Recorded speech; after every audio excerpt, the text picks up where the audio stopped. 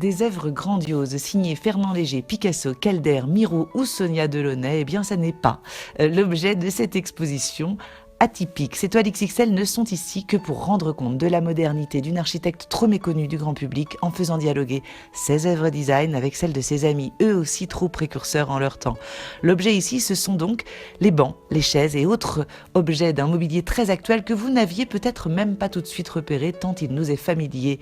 Elle est l'ancêtre d'IKEA, l'ombre de Le Corbusier avec qui elle collaborera pendant 10 ans, une icône du design qui a révolutionné nos intérieurs. Son nom, Charlotte Perriand, disparue il y a tout juste 20 ans, à 96 ans. Les cuisines bars ouvertes sur le salon qui sortent madame de sa cuisine pour l'ouvrir à ses convives, les tables extensibles, les meubles combinatoires, les bibliothèques de séparation de l'espace dites nuages, et bien tout ça, c'est elle. Et quelle audace pour une architecte des années 20-30 que de faire du manque d'espace son domaine de prédilection pour inventer un monde nouveau, un véritable art de vivre. Une femme éminemment libre, pionnière de la modernité, l'une des personnalités phares du monde du design du XXe siècle qui a, à travers ses œuvres, su anticiper les débats contemporains autour de la femme et de la place de la nature dans notre société.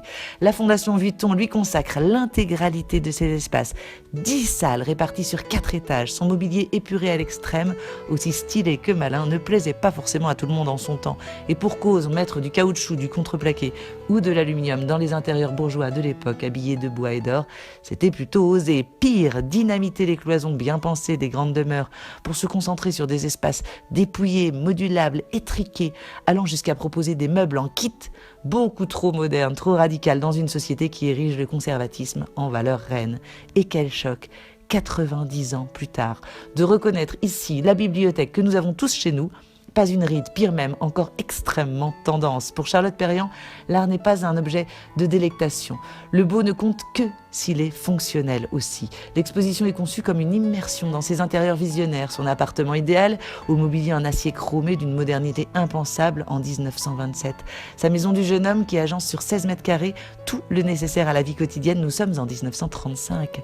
Son refuge tonneau conçu en 1938 comme une navette moderne, pouvant accueillir une dizaine de personnes dans un espace compacté au maximum, sans oublier ses constructions mythiques pour la Station des Arcs en Savoie, sur laquelle elle travaillera quand même plus de 20 ans, ou sa maison de thé réalisée pour l'UNESCO à la fin de sa vie en 1993. En révolutionnant la conception architecturale de l'habitat, Charlotte Perriand a permis la naissance d'une femme nouvelle, non réductible à son foyer, mais pas seulement. Elle saisira avant tout le monde l'importance de renouer avec la nature dans nos intérieurs urbains, avec ses robustes tables en bois aux formes libres, douces et totalement asymétriques. 70 ans de design se racontent ici magnifiquement et rendent enfin hommage à cette grande dame de l'architecture qui a permis à chacun d'avoir un petit bout d'harmonie dans son chez-soi.